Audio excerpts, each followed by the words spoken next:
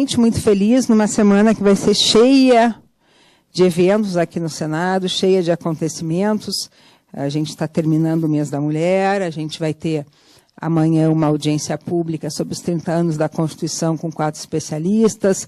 Quinta-feira da manhã a gente está levando uma atividade do Senado para a Ceilândia, que é uma outra inovação, né? Vamos tirar a pauta feminina daqui e vamos levar a pauta feminina sobre violência contra a mulher aonde acontece a violência contra a mulher, que o maior índice de violência contra a mulher é na área de Ceilândia. Então vamos tirar daqui, vamos levar para a Ceilândia, porque é lá que está acontecendo, é lá onde as pessoas estão vivendo isso, né?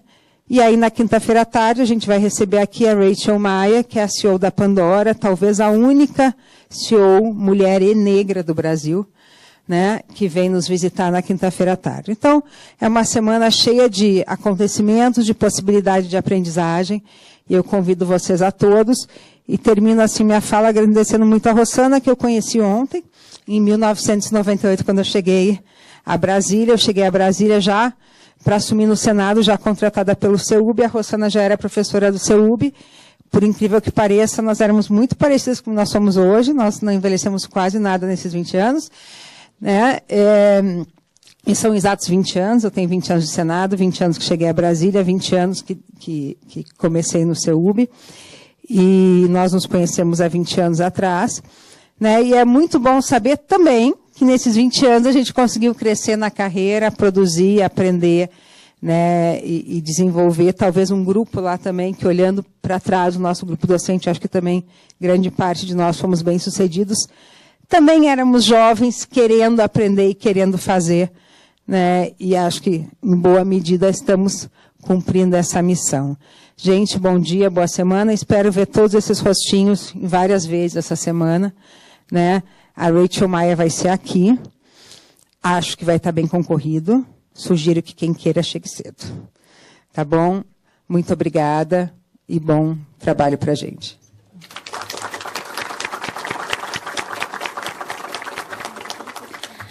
A partir de agora, desfaz-se a mesa de abertura e iniciaremos a palestra Inovação e Economia Colaborativa com a Rosana Pavanelli. Ela é PhD em Administração pela Florida Christian University. A Rosana Pavanelli, ela é mestre em Gestão Empresarial pela FGV, possui certificação MBA Internacional em Marketing e Business junto à Universidade Chinesa de Hong Kong. Ela é coordenadora nacional do programa de Post-MBA em Gestão da Inovação da FGV, e ela também é consultora sênior associada à FGV Projetos há mais de 20 anos, participando de projetos de grande porte com governo federal e diversos segmentos da iniciativa privada. A palavra é com você, Rossana, um prazer tê-la aqui hoje. Bom, no seu LinkedIn não consta, né, o que o Paulo Meira nos revelou sobre o seu currículo pessoal, né? Isso, mas seja bem-vinda. Obrigada. Bom, convite a todos, meu LinkedIn, Rossana Pavanelli. Por enquanto, eu acho que eu sou a única Rossana Pavanelli no Google, no LinkedIn e no Instagram.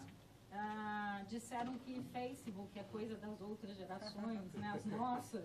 Então, eu resolvi abandonar e aderir ao Instagram. Prazer estar com vocês hoje. Bom dia novamente a todos. É uma honra aceitar o convite da casa, participar desse momento onde se discute inovação, gestão, formação, sobretudo, dos líderes do amanhã. Sim, líderes, porque mais do que gestores, nós precisamos de líderes que estejam à frente da administração pública brasileira. Para mim, como cidadã, como professora, consultora, idealista e alguém que acredita nesse país, acho que é um momento fundamental para refletir um pouco a respeito de impactos relacionados à inovação, à colaboração, à indústria 4.0, tentar desmistificar o seu significado, sim, porque todos nós somos impactados, sobretudo uma casa que, ao fim do dia, vai traçar as normas e leis que serão diretrizes importantes para a condução socioeconômica, ambiental e de desenvolvimento do nosso país, da nação brasileira. Então, é com muita honra que eu aceito esse convite e espero que as nossas reflexões aqui iniciadas tenham continuidade e possam ser tangibilizadas no dia a dia, nos seus locais de trabalho. Sem mais delongas, apresentar para vocês o sumário. Então, a ideia é realizar uma reflexão inicial. Não sei se seria possível, mas tem como diminuir essa luz aqui da frente, não? Sem apagar, diminuir? Fazer circular o ar-condicionado, condição muito importante, não é? Então, a proposta é uma reflexão inicial a respeito do tema, a colaboração e inovação. Depois, entender um pouco mais a respeito das perspectivas centrais acerca da inovação, do seu significado. Entender o pano de fundo da indústria 4.0, que todos nós, de uma maneira mais direta ou de uma forma ainda um pouco menos impactante, somos afetados, que trata da indústria 4.0, ela é uma realidade, ela não é uma tendência do amanhã. Abrir um pouco aspectos relacionados à Open Innovation, identificar impactos no mercado de trabalho e aí sim, há uma relação direta entre academia, governo, sociedade e organizações privadas e paragovernamentais, organizações sem fins lucrativos que vão precisar se reunir e tentar traçar políticas consistentes que possam alavancar um desenvolvimento sustentável, porque, sim, há prós e contras dessa inovação acelerada, desse mundo que se reinventa cada vez menos preditível, cada vez mais acelerado, cada vez menos controlável. E, por fim, trazer alguns aspectos relacionados à economia colaborativa, com as bases em colaboração e compartilhamento.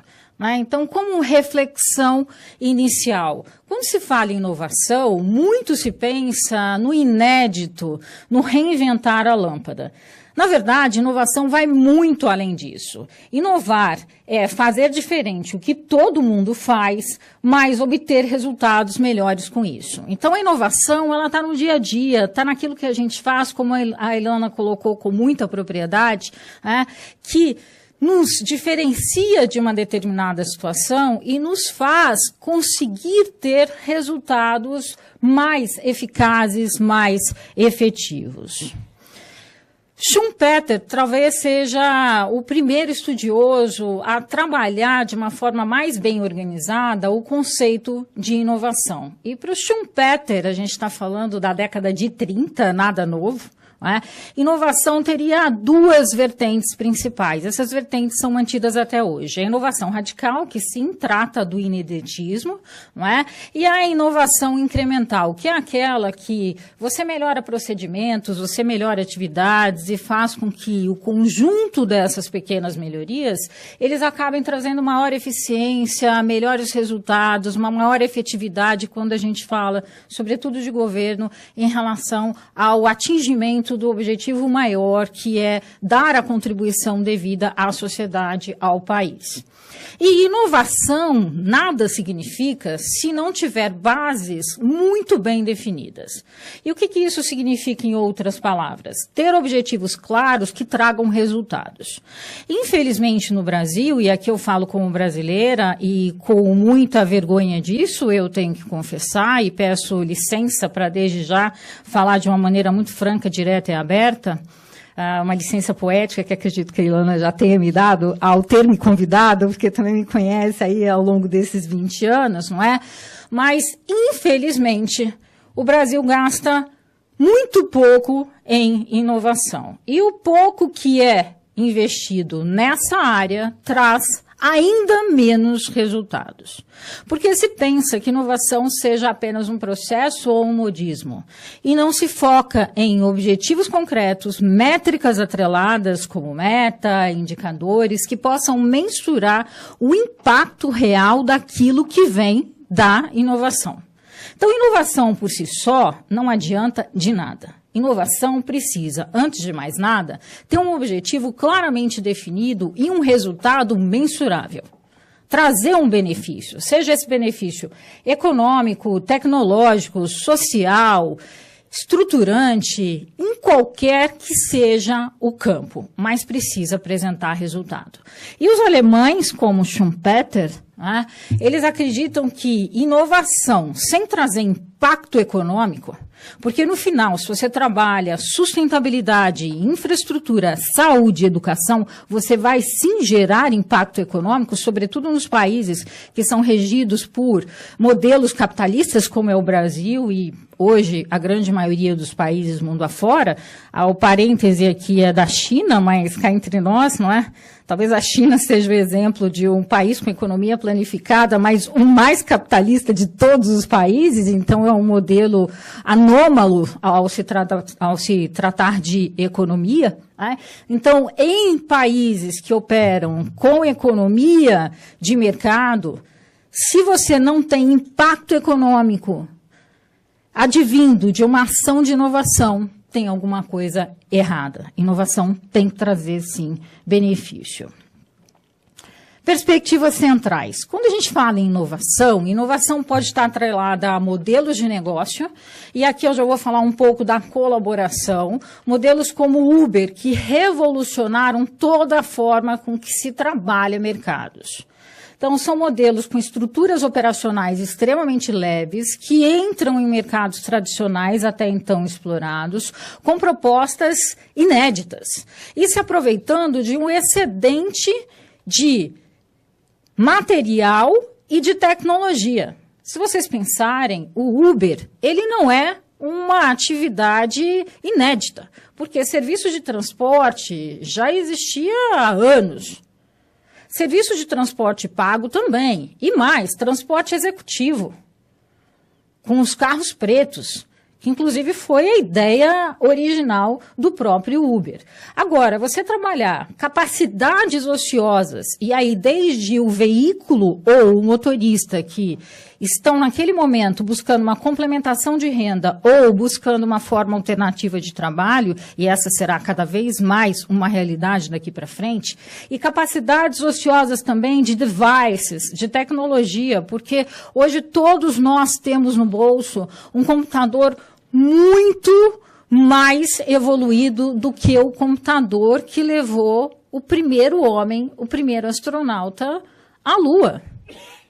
Então, o smartphone que hoje vocês têm no bolso, ele é um equipamento com mais tecnologia, seja o smartphone mais simples, não importa o modelo, não importa a marca. Ele tem mais tecnologia aportada do que o computador que levou o homem à Lua. Então, você tem um ocioso, uma capacidade tecnológica ociosa no bolso. O celular hoje tem GPS, ele tem serviço de dados, né? E você tem essa capacidade ociosa tecnológica também por lado de quem quer prestar o serviço, que é o motorista. Aí entram plataformas, surgem modelos de negócio para conectar quem quer receber o serviço com quem quer oferecer o serviço, usando o seu bem, a sua capacidade, o seu investimento e trabalhando toda uma estrutura que até então estava consolidada, mexendo com estruturas que nunca se imaginou que pudessem ser impactadas em tão curto prazo.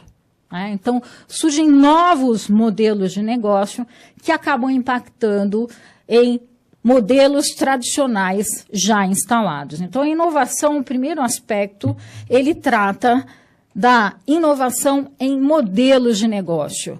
Mas não são somente modelos que a gente considera como inovações um pouco mais radicais, como os modelos relacionados à economia colaborativa e economia compartilhada. Surgem novos modelos de negócio a todos os dias. Então, precisamos acompanhá-los. Depois vem a inovação clássica em produtos e serviços. E essa inovação, ela está atrelada tanto à inovação radical, quando você tem a proposta de novos produtos e novos serviços no mercado, que são produtos intangíveis, quanto àquela inovação incremental, de pequenas melhorias, de upgrades, de updates e assim por diante. Inovação também está fundamentada na estrutura organizacional.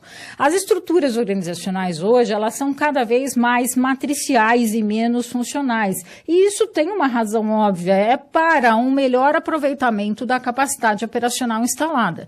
E essa é uma realidade que a gente observa tanto no setor público quanto na iniciativa privada. Inovação também em processos, em procedimentos de trabalho. E a inovação é estendida à cadeia de fornecedores. Então, muitas vezes, as organizações elas buscam realizar parcerias ou estreitar relacionamentos com fornecedores para tentar otimizar os seus processos de trabalho. A inovação de mercado, a reinvenção de mercado. Então, hoje, não cabe somente ao consumidor, à sociedade, ao público de uma maneira geral, ditar as normas e as regras existentes em mercados, mas também cabe às organizações inová-las. Voltemos ao caso do Uber. O Uber, ele não é, a princípio, inicialmente e por princípio, em teoria, permitido em lugar algum do mundo.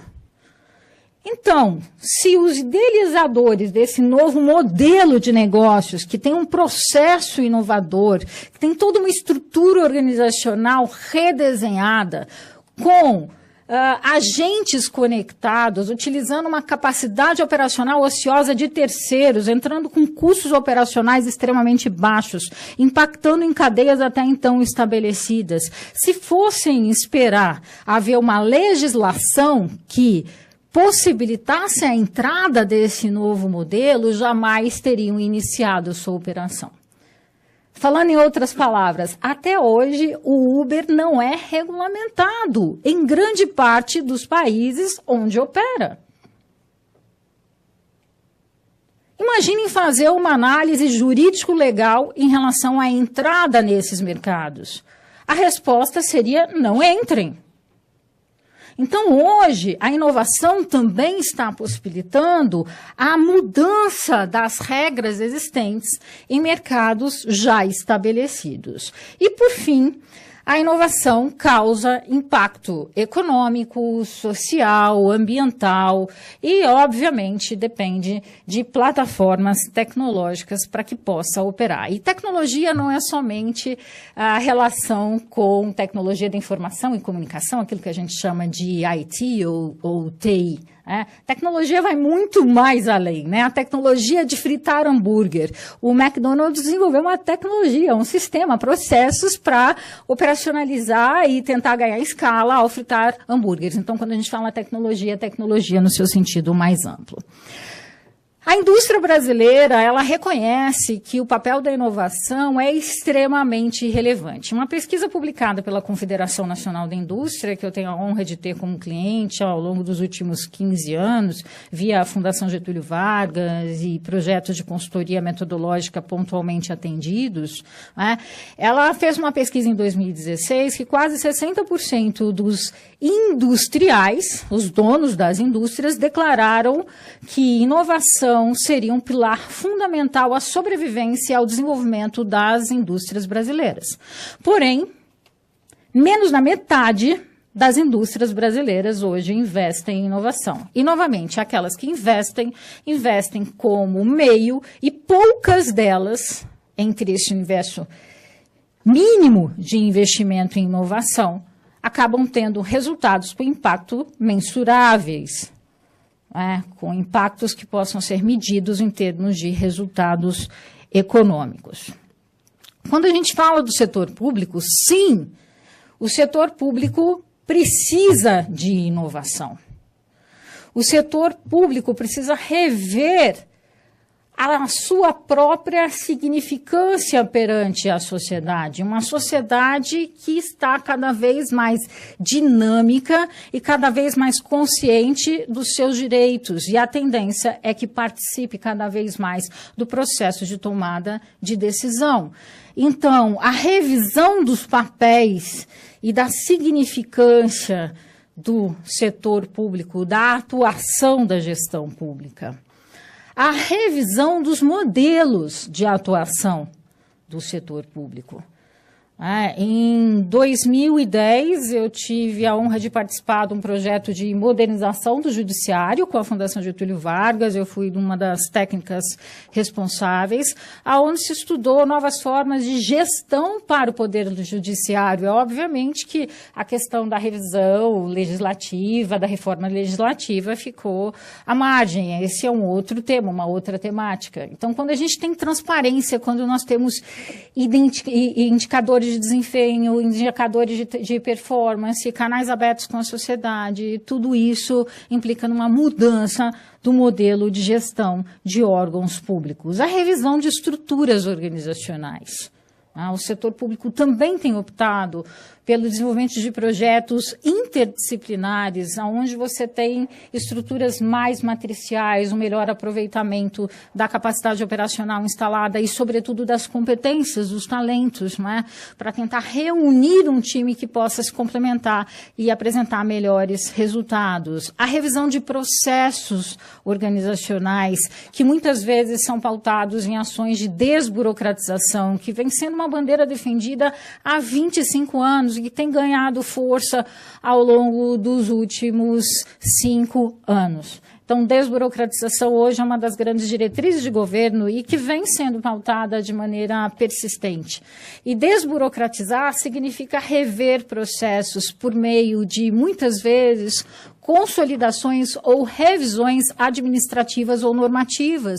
Muitas vezes você não precisa nem chegar a questões legislativas, mas você consegue sim fazer consolidações, revisões que deem maior agilidade, que deem maior celeridade, que tragam maior eficiência, um melhor uso de recursos àqueles processos organizacionais. E revisão de sistemas. Então, esse conjunto desses processos, eles acabam gerando sistemas, e os sistemas precisam ser revistos sempre pensando no significado maior da organização. Quando a gente fala também em inovação, aqui eu gostaria de compartilhar com vocês, de uma maneira muito breve, o modelo da Stein by Saib do Brasil. Há cerca de 2 anos atrás, eu fui convidada para ser conselheira técnica da Stein by Saib do Brasil.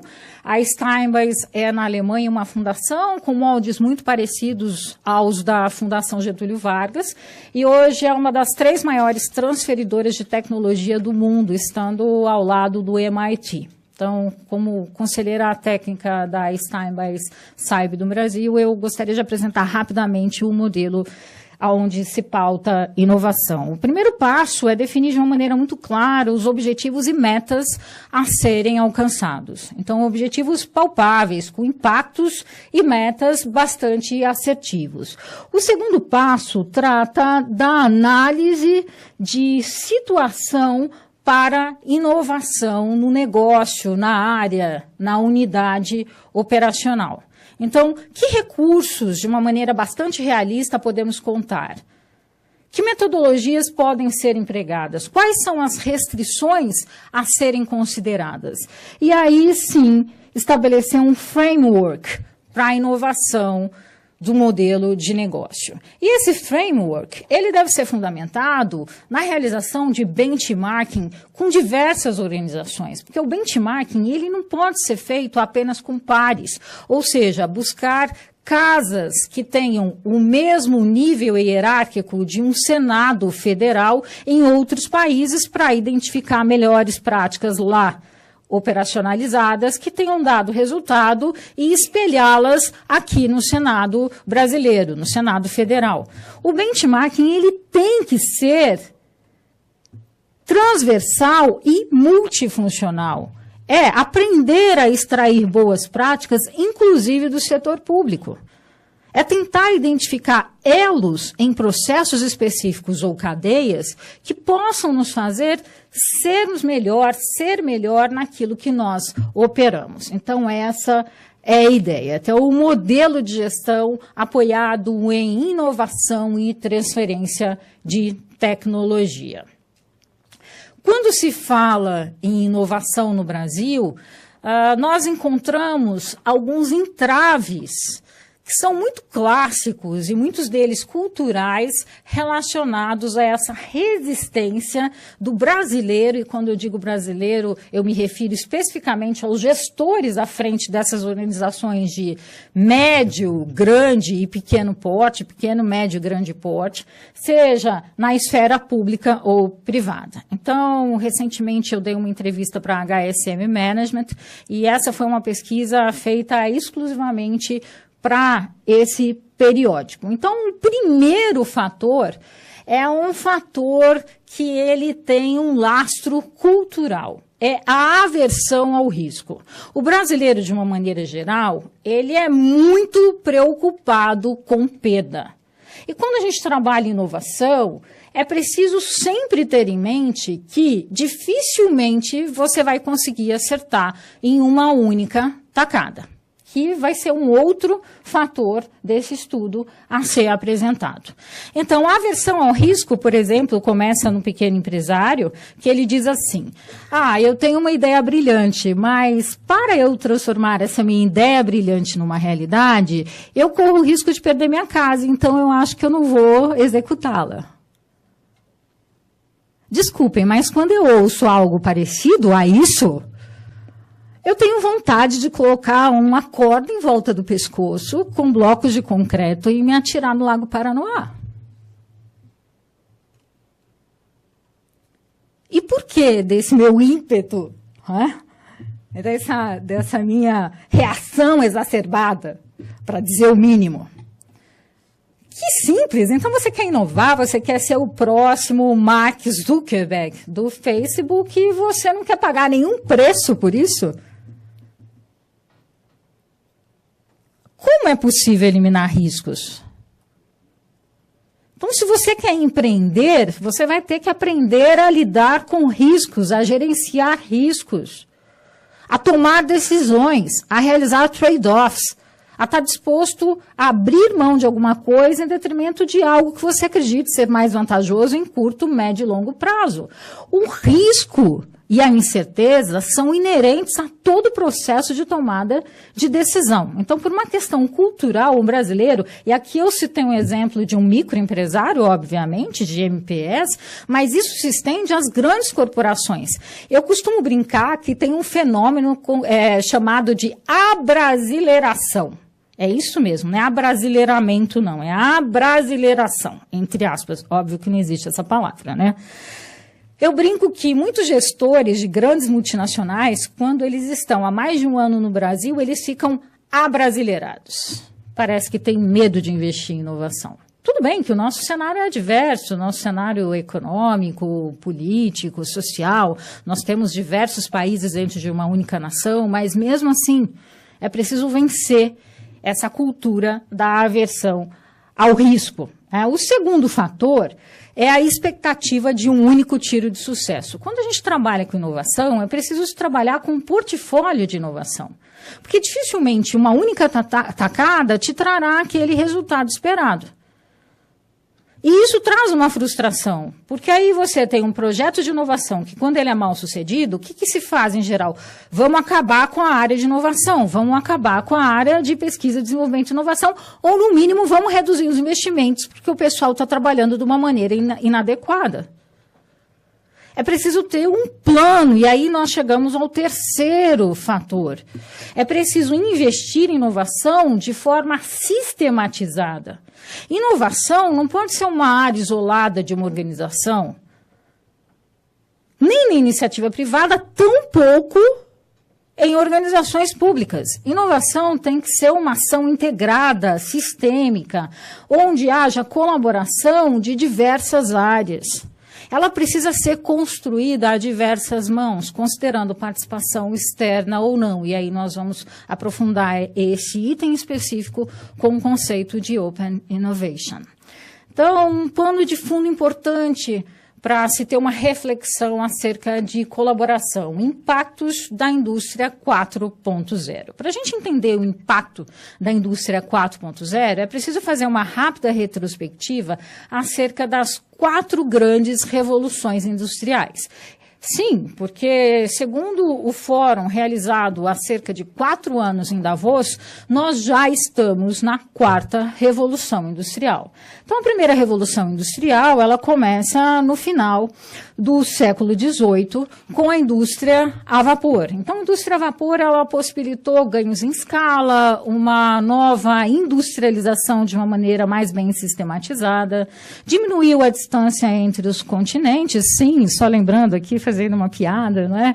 Que nós fomos descobertos meio que por acaso, porque quando havia navegação a velas, achava-se que aqui fosse Índias, não Brasil. Enfim, eu não sou muito boa de história, Ilana, então não vou me aventurar aí mais além nesse exemplo e vamos pulá-lo, não é? Então, a Revolução Industrial, a primeira etapa, o primeiro ciclo que foi pautado no vapor, ele apresentava um problema, um fator limitante, que era a portabilidade. Imagina, para você gerar energia, era preciso você ter uma massa física muito grande, madeira, carvão, enfim, qualquer coisa que causasse combustão. O segundo ciclo da Revolução Industrial, ele começa no início do século XX, é recente, que tratou da indústria elétrica. Então, aí se resolveu um problema bastante difícil até então de ser equacionado, que tratava da portabilidade da energia. E, o mundo foi impactado. E não houve impacto só na indústria. E lembrando que indústria não é só indústria de carro, indústria de manufatura. Indústria é um segmento da economia que contribui para a geração de empregos e riquezas. Então, quando a gente fala em indústria, a gente fala em indústria de turismo, entretenimento, de serviços e assim por diante. Indústria no seu sentido mais amplo, né, no sentido mais lato sensu. Então, a segunda revolução pautada na indústria, sofrendo impactos com energia elétrica. A terceira revolução industrial, observada nos anos 70, muito recente, trata de um primeiro ciclo de automação industrial. Então, onde você tinha, por exemplo, eu fui trainee de marketing da Coca-Cola, acho que foi um dos meus primeiros trabalhos em uma organização de grande porte. Há muito tempo atrás, vocês imaginem que eu conhecia a Ilana aqui, há 20 anos atrás. Então, bom, eu não vou fazer muita conta, mas de maneira bem grosseira, talvez eu tenha sido a primeira equipe de trainee da Coca-Cola Brasil. Aconteceu um projeto, inclusive, em Salvador. Morei 3 anos lá. E automação significa assim, só para ilustrar, imaginem numa esteira, uma fábrica de refrigerantes ou qualquer tipo de bebida, ter sensores que possam identificar se há um corpo estranho dentro do vasilhame. Agora eu vou revelar a minha idade, né, e dizer que eu sou de São Paulo, eu moro aqui em Brasília, mas eu sou paulistana, né, lá a gente chama de vasilhame. Então, ao identificar aquele corpo estranho de uma maneira automatizada, sem interação humana, a esteira colocaria à parte, tiraria do processo, tiraria da linha aquela garrafa com uma não conformidade. Só para ilustrar, então a automação na década de 70 era algo ainda bastante limitado. E hoje, nos dias atuais, nós estamos na 4ª revolução industrial. E essa 4ª revolução industrial, ela é muito espelhada na indústria 4.0. Daí a importância de nós entendermos minimamente o conceito e, sobretudo, os impactos que impactam muito a nós e a essa casa, sobremaneira, não é? No que tange a regulação de setores e a organização da sociedade de uma maneira geral. Então, o que é a indústria 4.0? É uma indústria que nós chamamos de uma indústria marcada pelos Cyber Physical Systems, né? Que são máquinas que conversam com máquinas e homens não somente programando máquinas, mas também conversando e interagindo com máquinas. Deixar isso um pouco mais claro. Então, como principais pontos de alerta, pano de fundo a essa indústria 4.0. Vivemos um ambiente cada vez menos previsível, uma necessidade de adaptação continuada, o que implica em ter estruturas e modelos de negócio, sobretudo processos flexíveis, resilientes, que atendam a essas necessidades de mercado e da sociedade. Os indivíduos estão cada vez mais conectados. Existe hoje uma ferramenta que muitos brincam que é algo inventado em outro planeta, chamada WhatsApp. Nós não vivemos mais sem ele. E se surgirem outras tecnologias semelhantes, nunca mais esqueceremos dele. Mudou a forma com que nós nos conectamos e estamos trabalhando cada vez mais, ao contrário do que diziam os estudos, queríamos trabalhar menos. O conhecimento e a preservação de valores, eles se tornam fundamentais. A proximidade com equipes e mercados para que você tenha sistemas sólidos e organizações ágeis que possam responder de pronta maneira ao mercado. O gerenciamento de sistemas vivos, então, ter a noção de que em uma organização, e isso vale muito para o setor público, é preciso haver uma interação entre sistemas, não é?